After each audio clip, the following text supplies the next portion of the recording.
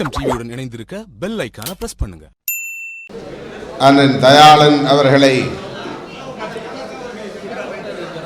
நெஞ்சார பாராட்டி சிறப்பித்திருக்கிற சிபிசிஎல் பராமரிப்பு பிரிவின் பொது மேலாளர் மதிப்பிற்குரிய மு. ராஜா அவர்களை, உற்பத்தி பிரிவின் முதன்மை பொது மேலாளர் மதிப்பிற்குரிய பன்னீர்செல்வம் அவர்களை, இந்த நிகழ்வில் பங்கேற்று அண்ணன் தயாளன் அவர்களை வாழ்த்தியும் பாராட்டியும் சிறப்புரை வழங்கி விடைபெற்று சென்றிருக்கிற ஆலைப்பணி இயக்குனர் மதிப்பிற்குரிய அண்ணன் கோ. அரவிந்தன் அவர்களை, அதிகாரிகளின் நலச்சங்கத்தின் சார்பில் உரையாற்றி இந்நிகழ்வை சிறப்பித்திருக்கிற மதிப்பிற்குரிய திரு ஜெயராஜ் அவர்களை, backward classes most backward classes association சார்பில் அண்ணன் தயாளன் அவர்களை வாழ்த்தி உரையாற்றி சிறப்பித்திருக்கிற மதிப்பிற்குரிய திரு வேம்பையன் அவர்களை, இந்த விழா வெற்றிகரமாக நடந்தேற சிறப்பாக களப்பணி ஆற்றிய தோழர்கள் இளங்கோவன், பேரரசு, பழனி, சுப்பிரமணி, அருள்குமார் ஆகிய அன்பு சகோதரர்களே, இந்த நிகழ்வில் பங்கேற்று மிகச் சிறப்பான வாழ்த்துறையை பாராட்டுரையை வழங்கி அண்ணன் தயாளன் அவர்களுக்கு சிறப்பு சேர்த்திருக்கிற, நமக்கெல்லாம் பெருமை சேர்த்திருக்கிற காங்கிரஸ் பேரியக்கத்தின் மேனாள் பாராளுமன்ற உறுப்பினர் மதிப்பிற்குரிய அண்ணன் பே. விஸ்வநாதன் அவர்களை, நன்றி உரை ஆற்றவிருக்கிற நலச்சங்கத்தினுடைய பொருளாளர் அன்பு சகோதரர் மு. மனோகரன் அவர்களை, இந்த நிகழ்வில் பங்கேற்று அண்ணன் தயாளன் அவர்களை வாழ்த்தி சிறப்பித்திருக்கிற கட்சியின் மாநில பொருளாளர் அன்பு சகோதரர் முகமது யூசுப் அவர்கள் உள்ளிட்ட கட்சியின் மாநில பொறுப்பாளர்களே, மாவட்ட பொறுப்பாளர்களே, முன்னணி தோழர்களே, இவ்விழாவின் நாயகர் மதிப்பிற்குரிய அண்ணன்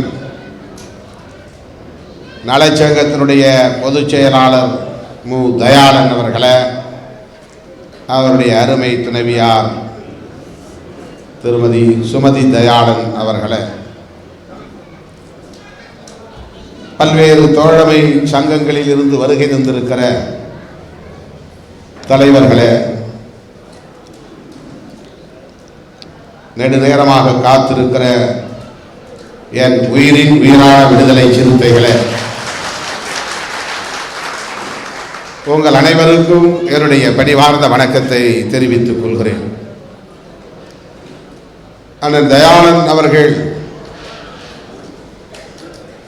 சென்னை பெட்ரோலியம் கார்ப்பரேஷன் லிமிடெட் என்கிற பொதுத்துறையிலே 33 ஆண்டுகள் பணியாற்றி ஓய்வு பெறுகிற சூழலில் அவரை வாழ்த்துவதற்காக பாராட்டுவதற்காக நலச்சங்கத்தின் சார்பில் ஒருங்கிணைக்கப்பட்டிருக்கிற இந்த நிகழ்விலே பங்கேற்று வாழ்த்தக்கூடிய ஒரு வாய்ப்பை எனக்கு வழங்கியமைக்காக முதலில் அண்ணன் அவர்களுக்கும் நலச்சங்கத்தை சார்ந்த முன்னணி பொறுப்பாளர்களுக்கும் என்னுடைய நன்றியை தெரிவித்துக் கொள்கிறேன். இது ஒரு நலச்சங்கத்தின் பாராட்டு விழா என்பதை விட நலச்சங்கத்தின் சார்பில் நடைபெறுகிற ஒரு மாநாடு என்பதை போல நீண்ட நேரம் பலர் இங்கே கருத்துரை வழங்கினார்கள். பொதுவாக இத்தகைய பாராட்டு விழா நிகழ்வுகள் பரிசுகள் அளிப்பது, பொன்னாடை போர்த்துவது என்பதை முன்னிலைப்படுத்தி மிக சுருக்கமான ஒரு நிகழ்வாக ஒருங்கிணைப்பது வழக்கம்.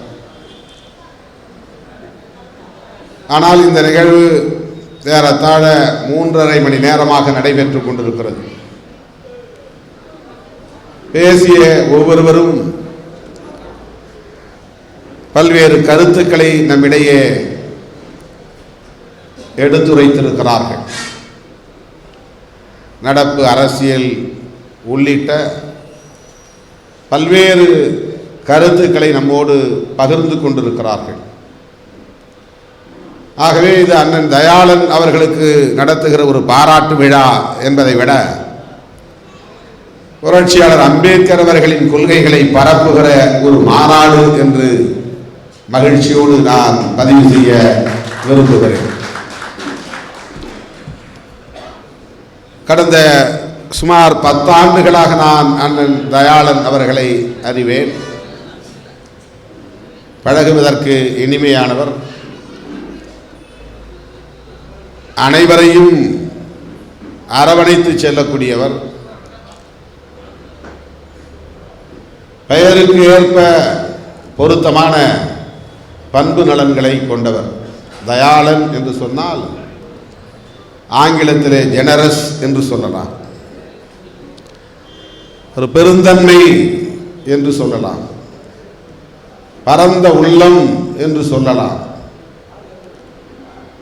ஒரு நெகிழ்வு தன்மை கொண்டவர் என்று சொல்லலாம், அனைவருக்கும் உதவி செய்யக்கூடியவர் என்று சொல்லலாம், எல்லோரிடத்திலும் அன்பு காட்டக்கூடியவர் என்று சொல்லலாம். தயாளன் என்றால் அதுதான் பொருள். தயாள மனப்பான்மை கொண்டவர், அவர் தயாளமானவர் என்று சொன்னால் எல்லோரையும் நேசிக்கக்கூடியவர், எவரையும் பகைக்கக்கூடியவர் அல்ல, வெறுக்கக்கூடியவர் அல்ல என்று பொருள். ஆகவே நான் அறிந்த வரையில் அப்படிப்பட்ட ஒரு தயாள குணம் அவரிடத்திலே நிறைந்திருக்கிறது. அவருடைய பெயருக்கும் அவருடைய பண்பு நலன்களுக்கும் இடைவெளி இல்லை. பலருக்கு பெயருக்கும் நடத்தைக்கும் பொருத்தம் இருக்காது. தமிழ்ச்செல்வன் என்று பெயர் இருக்கும், தமிழ் ஒழுங்காக பேச தெரியாது. அன்பு செல்வன் என்று பெயர் இருக்கும், அவரிடத்திலே அன்பு வெளிப்படாது. எந்நேரமும் சிடு சிடு என்று கோபத்தை வெளிப்படுத்தக்கூடியவராக இருப்பார். பாரிவல்லல் என்று பெயர் இருக்கும், அவரிடத்திலே செல்வம் இருக்காது. இருந்தால்தானே யாருக்கும் வழங்குவதற்கு. அரசன் என்று பெயர் இருக்கும், ஆனால் அவர் ஆண்டியை விட மிக கீழான நிலையிலே இருப்பார். இப்படி பெயர்களை நாம் பொருத்தி பார்க்கிற போது பெயருக்கும் அவருடைய நடத்தைக்கும் தொடர்பு இருக்காது. ஆனால் அண்ணன் அவர்களை பொறுத்தவரையில் நான் அவரோடு நெருங்கி பழகி வருகிற இந்த 10 ஆண்டு காலத்தில் கண்டறிந்தது, அவருடைய பெயருக்கும் அவருடைய பண்பு நலன்களுக்கும் ஒரு அங்குலம் கூட இடைவெளி இல்லை என்கிற அளவுக்கு மிகவும் பொருத்தமான குணநலன்களை பெற்றிருக்கிறார். யாருக்கு எதிராகவும் கருத்து சொல்லுவதில்லை, யாரை பற்றியும் கோல் சொல்வதில்லை, யார் மீதும் வெறுப்பு காட்டியதில்லை. இது எல்லோருக்கும் வாய்க்காது. பொதுவாக அரசியலில் தலைவர்களோடு நெருக்கமாக இருப்பவர்கள் எப்போதும் தமது இடத்தை தக்க வைத்துக் கொள்ள வேண்டும் என்கிற பதற்றத்தில் இருப்பார்கள்.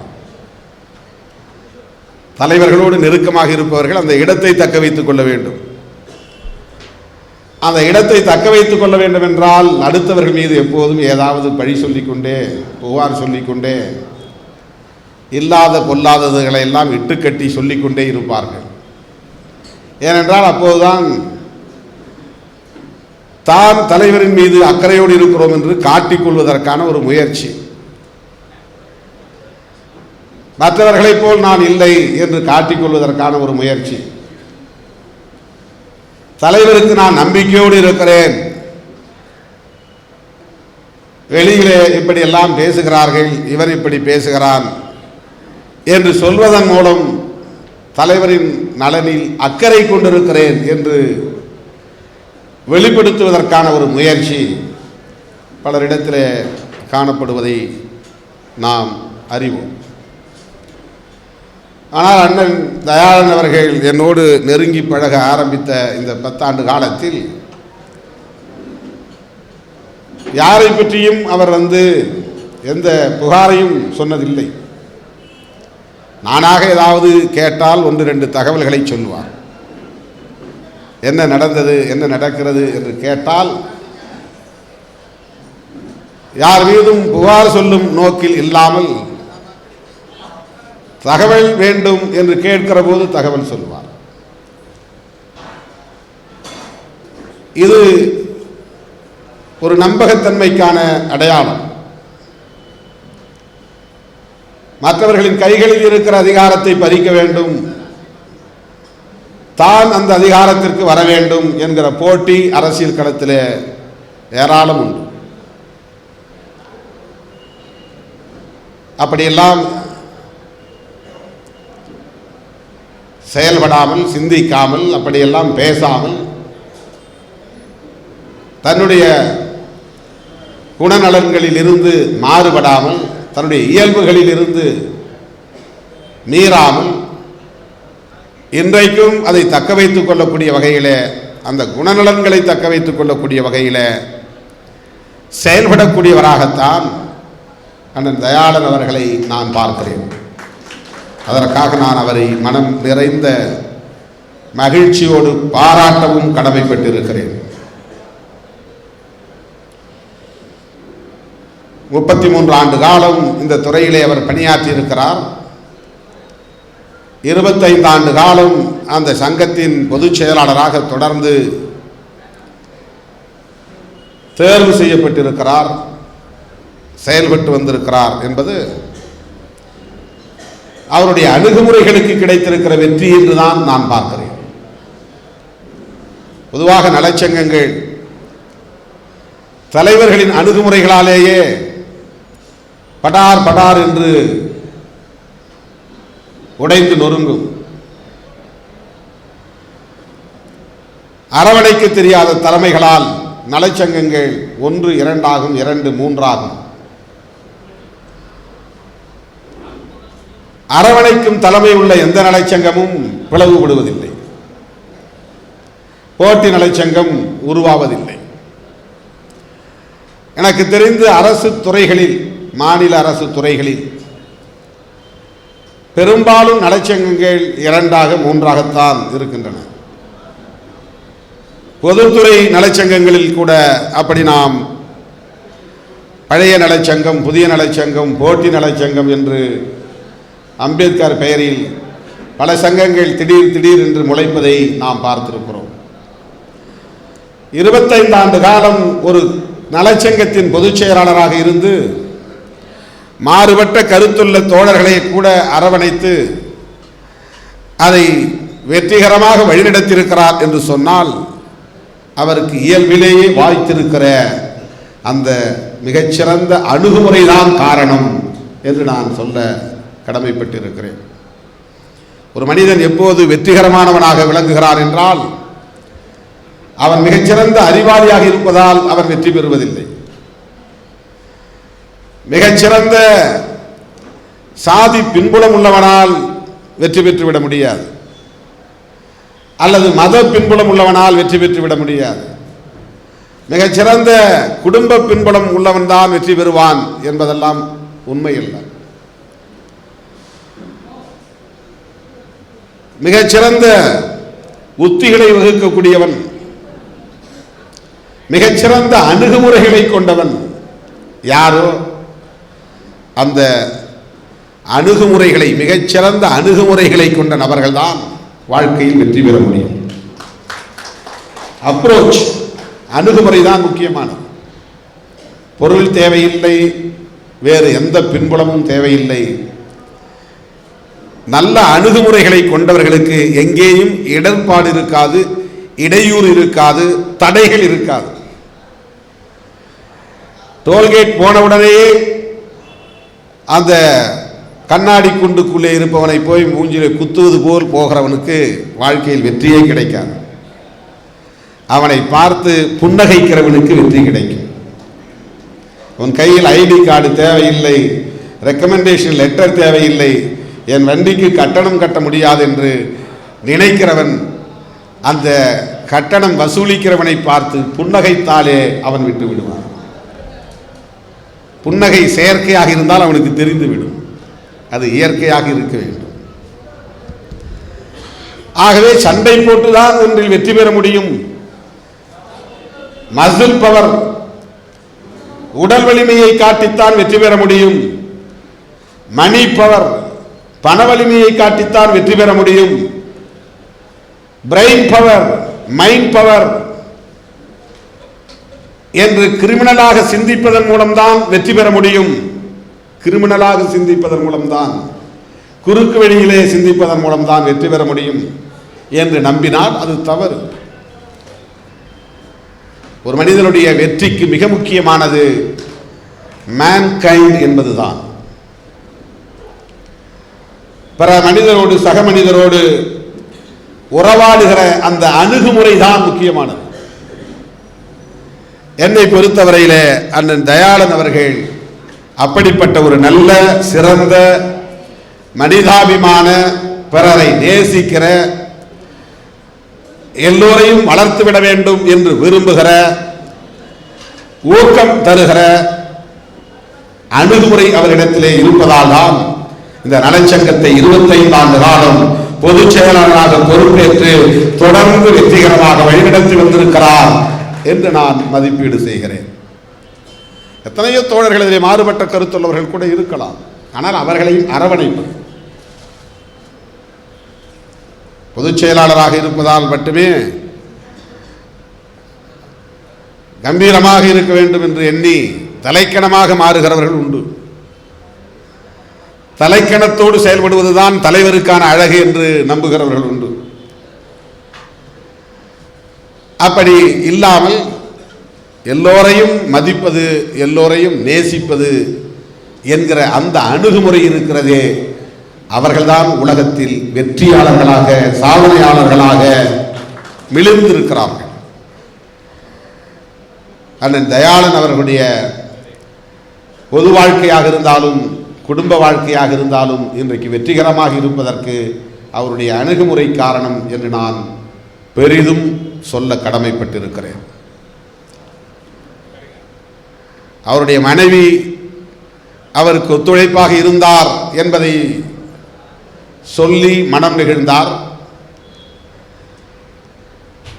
என்னை ஒருபோதும் அவர் கட்டுப்படுத்தியதில்லை என்று மனம் நெகிழ்ந்தார். நன்றி சொன்ன அதே நேரத்தில் மன்னிப்பும் கோருகிறேன் என்று தன்னுடைய உரையிலே அவர் பல கேள்விகளை அடுக்கிக் கொண்டே வந்தார். நான் யாரிடத்திலே மன்னிப்பு கேட்பது? பெற்ற தாயிடத்திலா, உடன் பிறந்த சகோதரர்களிடத்திலா, உடன் பணியாற்றிய எம் நலச்சங்கத்தை சார்ந்த தோழர்களிடத்திலா என்று அவர் அடுக்கிக் கொண்டே வந்து இறுதியாக என் மனைவியிடத்திலே நான் மன்னிப்பு கேட்கிறேன் என்று சொன்னார். அந்த மன்னிப்பு எதற்காக கேட்டீர்கள் என்று நான் வந்ததும், அவர் அருகே, இருக்கைக்கு அருகே வந்ததும் கேட்டேன். சிரித்து கொண்டார். என் மனைவியின் விருப்பங்களுக்கு மாறாக நான் இந்த சமூகத்திற்கு கடமையாற்றியிருக்கிறேன். ஒருவேளை அவருக்கு அது எப்படி இருந்திருக்கும் என்று எனக்கு தெரியாது. நான் பிறந்த சமூகத்திற்காக என்னை ஒப்படைத்துக் கொண்டேன். முழுமையாக நான் என்னை ஈடுபடுத்திக் கொண்டேன். வெளிப்படையாக நான் பணியாற்றினேன். எல்லாவற்றுக்கும் அவர் விட்டு கொடுத்தார், எனக்கு ஒத்துழைப்பு தந்தார். அப்படி அவர் ஒத்துழைப்பு தருகிற போது, விட்டு கொடுக்கிற போது அவருக்குள்ளே காயங்கள் இருந்திருக்கலாம், வேதனைகள் இருந்திருக்கலாம், மன வலிகள் இருந்திருக்கலாம். நான் அப்போது அதை பொருட்படுத்தவில்லை. அதற்காக இப்பொழுது நான் மன்னிப்பு கேட்கிறேன் என்கிற பொருளில் தான் அவர் அந்த மன்னிப்பை கேட்டிருக்க வேண்டும். அவர் அந்த அளவுக்கு ஒத்துழைப்பு கொடுத்ததற்கு எது காரணம் என்றால், இவர் அவர் மீது வைத்திருக்கிற அன்பு அல்லது பாசம் அல்லது காதல் என்பதையெல்லாம் தாண்டி அவருடைய அணுகுமுறை, அதுதான் மீண்டும் நான் சொல்ல வருகிறேன். மனைவியிடத்தில் கூட எப்படி அணுகுவது என்பது முக்கியமானது. மனைவியாக இருப்பதனாலேயே அடிமையாக நடத்துவது என்பது இந்த சமூகத்தின் பொது புத்தியாக இருக்கிறது. மனைவிதானே, நாம் எப்படி வேண்டுமானாலும் இருக்கலாம், நம்மை அவள் கேள்வி கேட்கக்கூடாது, கேட்டால் ஓங்கி அறைய வேண்டும், வசதியாக தலைமுடி இருக்கிறது அதை பிடித்து கொண்டு தாக்க வேண்டும் என்கிற மனோநிலை பெரும்பாலான ஆண்களுக்கு இந்த சமூகத்திலே இருக்கிறது. நான் இப்படித்தான் செயல்படுவேன், அதை நீ எந்த சூழலிலும் கேள்வி எழுப்பக்கூடாது என்கிற மனோநிலை இருக்கிறது. அப்படிப்பட்ட ஒரு ஆணாதிக்க மனோநிலை இருந்திருந்தால் அவர் ஒத்துழைத்திருக்க மாட்டார். இந்த சமூகத்திற்காக செய்யட்டும் என்று விட்டுக் கொடுத்தார் என்பதை விட, தலித் சமூகத்தின் நலன்களுக்காக அவர் பாடுபடட்டும் என்று விட்டுக் கொடுத்தார் என்பதை விட, நம்முடைய கணவர் நம்மிடத்தில் நமக்குரிய மதிப்பை தருகிறார், நம் உணர்வுகளை மதிக்கிறார் என்கிற அந்த அடிப்படையில் தான் அவருடைய ஒத்துழைப்பு என்பது வெற்றிகரமாக அமைந்திருக்கிறது. அதுதான் முக்கியமானது. பொதுவாக பார்ப்பன சமூகத்தில் திருமணம் செய்து கொள்கிறவர்களை நாம் பார்த்திருக்கிறோம். அல்லது பிற சமூகத்தை சார்ந்த பெண்களை திருமணம் செய்து கொள்கிற எத்தனையோ நண்பர்களை நாம் பார்த்திருக்கிறோம். அவர்கள் பெரும்பாலும் குடும்பத்திலிருந்தும் சமூகத்திலிருந்தும் துண்டிக்கப்பட்டு விடுவார்கள். மனைவி சொல்லே மந்திரம் என்று மனைவியின் விருப்பப்படியே சாதியை சொல்லுவதற்கு கூச்சப்படுவார்கள். அல்லது அந்த சமூக சங்கங்களோடு தொடர்பு வைத்துக் கொள்ள விரும்ப மாட்டார்கள். ஏன், குடும்பத்திலிருந்தே ஒட்டுமொத்தமாக அண்ணன் தம்பி உறவுகளிடமிருந்தே தங்களை துண்டித்துக் கொள்வதை நாம் பார்க்கிறோம். அப்படி எத்தனையோ சான்றுகளை சொல்ல முடியும். ஆனால் தன்னுடைய துணைவியார் ஒரு பார்ப்பன சமூகத்தை சார்ந்தவர் என்று இருந்தாலும் அவரை தன்னுடைய செயற்பாடுகளுக்கு துணையாக இருக்கக்கூடிய வகையிலே அணுகுமுறைகளை கையாண்டிருக்கிறார் என்பதுதான். இல்லை என்றால் அவரால் நிச்சயமாக நலச்சங்க பொறுப்பாளராகவே நீடித்திருக்க முடியாது. அதுவே பெரும் சிக்கலாக மாறும். அப்படி எத்தனையோ குடும்பங்களை நாம் பார்த்திருக்கிறோம். திருமணத்திற்கு முன்பு தீவிரமாக இருக்கிற தோழர்கள் பிற சமூகத்திலே திருமணம் செய்த பிறகு அமைதியாகி விடுவார்கள், அல்லது முற்றிலும் நம்மோடு தொடர்பில்லாமல் விலகி போய் விடுவார்கள். நம்மோடு இருந்து விலகுவது என்பதையும் தாண்டி குடும்பத்திடமிருந்தே விலகி போய் விடுவார்கள். அவ்வாறு இல்லாமல் புரட்சியாளர் அம்பேத்கர் அவர்களின் கொள்கை வழியிலே சமூக இயக்கங்களோடு இணைந்து பணியாற்றுவது, சமூக இயக்கங்களோடு மட்டுமல்ல அரசியல் கட்சிகளோடும் எந்த பாதிப்பை பற்றியும் கவலைப்படாமல் துணிந்து பணியாற்றுவது என்கிற ஒரு புரிதல் அண்ணன் தயாளன் அவர்களுக்கு இருக்கிறது. அந்த புரிதல், அவருடைய புரிதல் எத்தகையது என்பதை புரிந்து கொள்ளுகிற ஒரு ஆற்றல் அவருடைய துணைவியாருக்கும் இருந்திருக்கிறது. அதுதான் முக்கியமானது. ஆகவே இருவரும் வெற்றிகரமான ஒரு குடும்ப வாழ்க்கையை முன்னெடுத்து செல்வதற்கு அண்ணன் தயாளன் அவர்களின் அணுகுமுறையும் அவருக்கு ஏற்ப ஒத்துழைக்கக்கூடிய அளவுக்கு அவருடைய துணைவியாரின் அணுகுமுறையும் பாராட்டுதலுக்குரியது என்பதை இந்த இடத்திலே நான் பதிவு செய்ய கடமைப்பட்டிருக்கிறேன். அண்ணன் தயாளன் அவர்கள் இங்கே அரவிந்தன் அவர்களின் அந்த பதவி உயர்வு பெறுவதற்கான முயற்சிகளை பற்றி சொன்னார். அது ஏதோ கிளைம் செய்வதற்கான ஒரு அறிவிப்பு என்று கருதக்கூடாது. நான் தான் அவருக்கு அந்த பதவியை வாங்கி தந்தேன் என்று பெருமை பேசுவதற்கான ஒரு கருத்தாக பார்க்கக்கூடாது. இப்படிப்பட்ட பொதுத்துறைகளில் ஒரு இயக்குனர் என்கிற அளவுக்கு கூட வர முடியாது என்கிற நெருக்கடிகள் இருக்கிறது. அந்த நெருக்கடிகளை எப்படி தகர்த்தோம் என்று சொல்வதற்கான ஒரு அறிவிப்பு. தனிப்பட்ட முறையிலே திருமாவளவனுக்கு இதில் பெருமை சேர வேண்டும் என்றோ அல்லது தயாளன் அவர்களுக்கு பெருமை சேர வேண்டும் என்றோ அல்லது அண்ணன் விஸ்வநாதன் அவர்களுக்கு இந்த பெருமை சேர வேண்டும் என்பதற்கோ இது பேசப்படுவதில்லை. அண்ணன் அரவிந்தன் அவர்கள் இங்கே நம்மோடு இல்லை. இருந்தாலும் நான் சொல்ல விரும்புகிறேன், அவருக்கு அந்த தகுதி இருக்கிறது, அது முக்கியமானது. அந்த பொட்டன்ஷியல் பவர் ஒரு அலுவலராக ஒரு இயக்குனராக இருந்து செயல்படுவதற்கான ஆளுமை அவருக்கு இருக்கிறது. அந்த ஆளுமை உள்ள அரவிந்தன் அவர்களை ஊக்கப்படுத்த வேண்டும், அவருக்கு துணை நிற்க வேண்டும் என்கிற அந்த பெருந்தன்மை தயாள குணம் அண்ணன் தயாளனிடத்திலே இருக்கிறது. அதுதான் முக்கியமானது.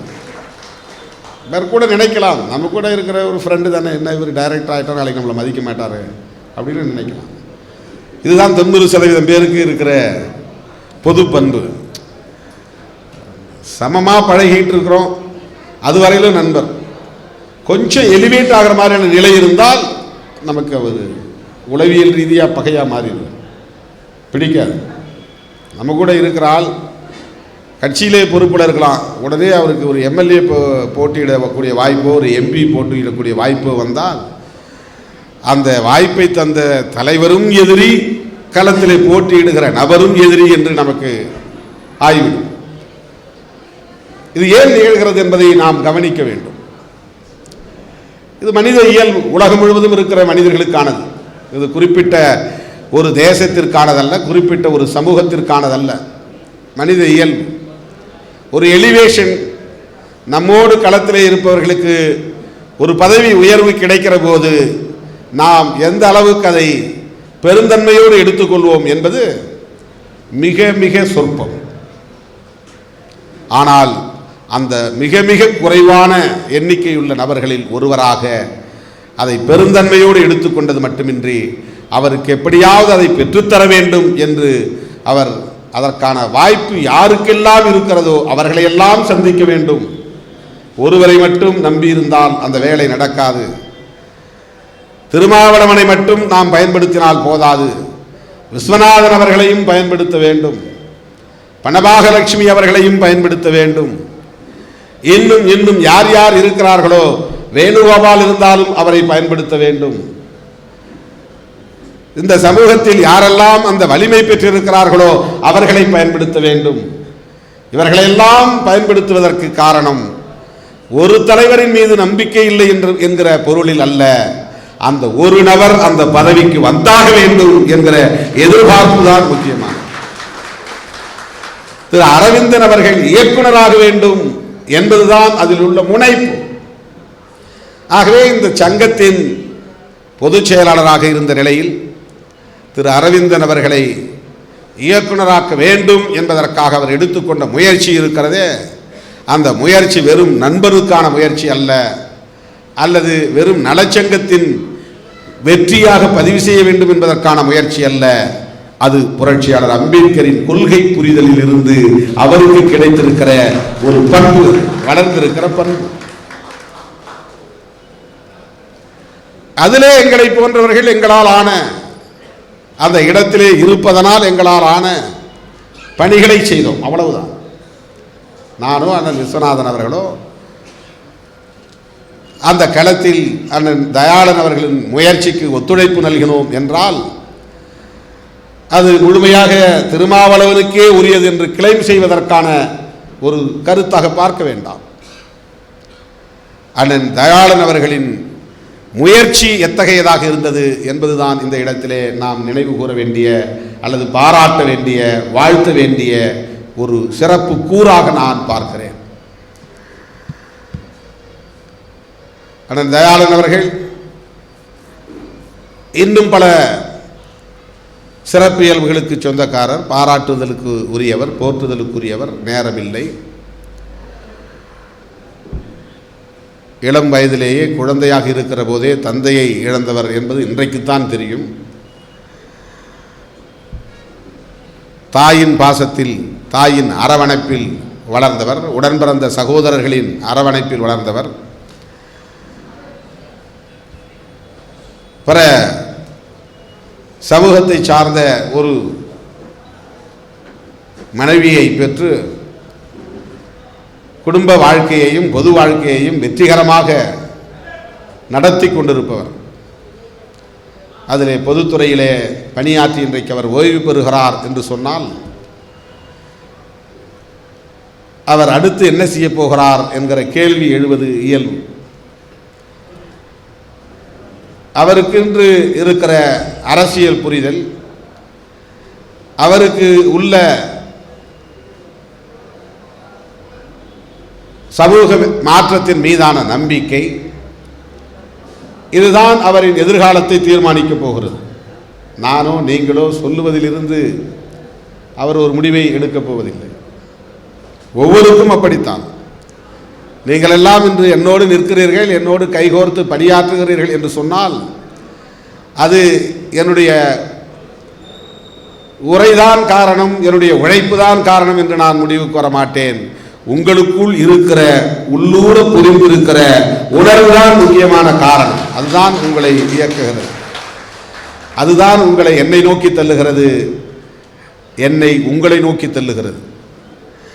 ஆகவே அவர் என்னை நோக்கி வந்தார் என்றால் அது என்னுடைய ஈர்ப்பு என்பதை விட அவருக்கு உள்ளுக்குள்ளேயே கடந்து கொண்டிருக்கிற உணர்வும் கொள்கையும் தான் அடிப்படை காரணம். ஆகவே அவர் என்னோடு பழகிய நாளிலிருந்து, அதற்கு முன்பு அவருக்கு இந்த சமூகத்திலிருந்து பல தலைவர்களோடு பழக்கம், அறிமுகம், நெருக்கம், இணக்கம் என்றாலும் கூட இந்த 10 ஆண்டுகளில் என்னோடு பழகத் தொடங்கிய நாளிலிருந்து விடுதலை சிறுத்தைகள் கட்சி வளர வேண்டும், அது பல்வேறு தளங்களில் வேர்பிடிக்க வேண்டும், அதற்கு தம்மால் ஆன ஒத்துழைப்பை நல்க வேண்டும் என்கிற அடிப்படையில் அவருக்கு கிடைக்கிற எஞ்சிய பொழுதுகள் அனைத்தையும் அலுவலகத்திற்கு போகிறாரோ இல்லையோ, நலச்சங்க பணிகளை கவனிக்கிறாரோ இல்லையோ, விடுதலை சிறுத்தைகளின் வளர்ச்சிக்கான களத்தில் தனக்கு ஒரு பொறுப்பு இருக்கிறது, கடமை இருக்கிறது என்பதை உணர்ந்து வலிந்து இன்றைக்கு மிக பெரும் ஒரு உற்ற துணையாக இந்த களத்திலே நின்று கொண்டிருக்கிறார். அவரை இந்த வேலையை எடுத்து நீங்கள் செய்யுங்கள் என்று அவருக்கு நான் சொன்னதில்லை. இந்த வேலைகளை செய்ய வேண்டிய கடமை அல்லது பொறுப்பு நமக்கும் இருக்கிறது என்று அவரே தாமாகவே முன்வந்து இன்றைக்கு பல்வேறு பணிகளை எடுத்து செய்து கொண்டிருக்கிறார். தாய்மண் அறக்கட்டளையை மேம்படுத்த வேண்டும், வெளிச்சம் தொலைக்காட்சியை வெற்றிகரமாக முன்னெடுத்து செல்ல வேண்டும், இதர பணிகளுக்கு தலைமைக்கு ஒத்துழைப்பாக இருந்து உதவ வேண்டும் என்கிற அடிப்படையில் இந்த வேலையை செய்யுங்கள் என்று நான் சொல்லாவிட்டாலும் அந்த வேலையை தாமாகவே எடுத்து செய்கிற அந்த பாங்கு உள்ளபடியே நான் மனமாற பாராட்ட கடமைப்பட்டிருக்கிறேன். எனவே அவருடைய பணி ஓய்வுக்கு பின்னர் முழுமையாக இந்த இயக்கத்தின் வளர்ச்சிக்கு, குறிப்பாக இந்த அறக்கட்டளையின் மேம்பாட்டுக்கு அவர் ஒப்படைத்துக் கொள்வார் என்று நான் மகிழ்ச்சியோடு தெரிவிக்க கடமைப்பட்டிருக்கிறேன். அண்ணன் அரவிந்தன் அவர்கள் 2 அறிவிப்பை சொன்னார். அதில் 2வது அறிவிப்பு நம்முடைய புரட்சியாளர் அம்பேத்கரின் பெயரில் அமைந்திருக்கிற மணிமண்டபத்தை சீரமைப்பது, அதற்கு சிபிசிஎல் கம்யூனிட்டி டெவலப்மெண்ட் ப்ரோக்ராம் என்கிற அந்த நிதியிலிருந்து இன்றைக்கு 1 கோடி ரூபாயை அண்ணன் அரவிந்தன் அவர்கள் ஒதுக்கீடு செய்திருக்கிறார் என்றால் அதற்கான முழு உரிமையும் அண்ணன் தயாளன் அவர்களைத்தான் சாரும். நான் யாரிடத்திலும் பெரும்பாலும் ஆப்ளிகேஷனுக்கு போவதில்லை. என்னிடம் உள்ள பெரிய பலவீனம் அதுதான். மிகப்பெரிய நபர்கள் எனக்கு அறிமுகம் இருந்தாலும், மிகப்பெரிய தொழிலதிபர்களோடு தொடர்புகள் இருந்தாலும், அதிகாரம் பெற்ற அமைச்சர்கள் எனக்கு நட்புறவிலே இருந்தாலும், நான் ஆப்ளிகேஷன் என்று கேட்டு எதற்காகவும் போய் நிற்பதில்லை. அது எனக்கான பலமாகவும் இருக்கிறது, பலவீனமாகவும் இருக்கிறது. ஆகவே அண்ணன் அரவிந்தன் அவர்கள் இயக்குனராகிவிட்டார், அவரை எப்படியெல்லாம் பயன்படுத்திக் கொள்ளலாம் என்று ஒருபோதும் நான் நினைக்கவில்லை. அவரை பயன்படுத்தி நமக்கோ, நம்மை சார்ந்த குடும்பத்தினருக்கோ அல்லது நம்மை சார்ந்த தோழர்களுக்கோ ஏதாவது செய்யலாம் என்று நான் கருதவில்லை. என்னுடைய நேரமெல்லாம் என்னோடு இருப்பவர்களை அரசியல்படுத்த வேண்டும், அவர்களை தலைவர்களாக வளர்க்க வேண்டும் என்பதில் மட்டும்தான் என் கவனம் இருக்கிறது. இந்த 20 ஆண்டு கால தேர்தல் அரசியல் வாழ்க்கையில் பொருளாதாரம்தான் முக்கியம் என்று நான் எண்ணியிருந்தால் என்னுடைய வாழ்க்கையின் திசை வழி எங்கோ போயிருக்கும். ஆனால் அப்படி நான் சிந்திக்கவில்லை. அண்ணன் தயாளன் அவர்கள் இந்த மணிமண்டபத்தை சீரமைப்பதற்கு அண்ணன் அரவிந்தன் அவர்களின் இந்த பீடத்தை பயன்படுத்திக் கொள்வது, அவர் அமர்ந்திருக்கிற நாற்காலியை பயன்படுத்திக் கொள்வது யாருக்காக? தனிநபருக்காக அல்ல, அவருக்காக அல்ல, எனக்காக அல்ல. நம்மையெல்லாம் மனிதர்களாய் தலைநிமிர வைத்த நம்முடைய மகத்தான தலைவர் புரட்சியாளர் அம்பேத்கர் அவர்களின் பெயரில் அமைந்திருக்கிற அந்த மணிமண்டபத்திற்கு பெருமை சேர்ப்பதற்காக. அதன் முன்னால் பொதுவாக ஒரு நினைவு மண்டபம், மணிமண்டபம் என்றால் முன்னால் மிகப்பெரிய ஒரு வரவேற்பு வளைவு இருக்கும், ஒரு கேட். ஆனால் இந்த மணிமண்டபம் மொக்கையாக இருக்கிறது.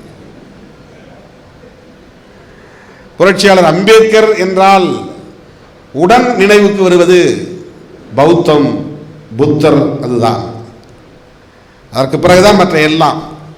ஆனால் அந்த மணிமண்டபத்தில் புத்தர் சிலை இல்லை, அல்லது புத்த அடையாளங்கள், பௌத்த அடையாளங்கள் எதுவும் இல்லை. ஆகவே இந்த மணிமண்டபத்தை ஏதோ ஒடுக்கப்பட்ட இந்த பூர்வீக குடிகள் ஒரு கோரிக்கை எழுப்புகிறார்கள் என்பதற்காக கடனே என்று ஆட்சியில் இருந்தவர்கள் ஒரு கட்டிடத்தை கட்டி தந்திருக்கிறார்கள். அதை இன்னும் அவர்கள் பூர்த்தி செய்யவில்லை. அங்கே நூலகம் அமைய வேண்டும், அங்கே மீட்டிங் ஹால், பொதுக்கூட்ட அரங்கு அமைக்கப்பட வேண்டும், அங்கே ஆராய்ச்சி செய்யக்கூடிய மாணவர்களுக்கு படிப்பகம் இருக்க வேண்டும், நல்ல கழிப்பறை வசதி இருக்க வேண்டும், அவருடைய நினைவை போற்றக்கூடிய வரலாற்று நிகழ்வுகள் அடங்கிய புகைப்பட கண்காட்சி அல்லது கல்வெட்டு போன்ற அடையாளங்கள் இருக்க வேண்டும். எதுவுமே கிடையாது. ஒரு கட்டிடம், அதற்குள்ளே ஒரு கூடாரம், அவ்வளவுதான். ஆகவே அதை செம்மைப்படுத்த வேண்டும் என்ற நிலையில் நாம், நம்முடைய தோழர்கள் விடுதலை செழியன் இங்கே வரவில்லை. அவர் அங்கே கிடந்த குப்பை கூலங்களை எல்லாம் அள்ளி கொட்டி சுத்தப்படுத்தினார், தூய்மைப்படுத்தினார், கொஞ்சம் மரம் செடி கொடிகளை வைத்தார். அப்படிப்பட்ட அந்த காலகட்டத்தில் அதையெல்லாம் பார்த்து கொண்டிருந்த அண்ணன் தயாளன் அவர்கள் ஏன் இதை நாம் சிபிசிஎல் சிஎஸ்ஆர் ஃபண்டு மூலம் செய்யக்கூடாது என்று ஒரு கடிதத்தை என்னிடத்திலே வாங்கி கொண்டு போய் அண்ணன் அரவிந்தனிடத்திலே கொடுத்தார். அதன் மூலம் நமக்கு ஒதுக்கீடு செய்யப்பட்டிருப்பது தான் 1 கோடி ரூபாய்.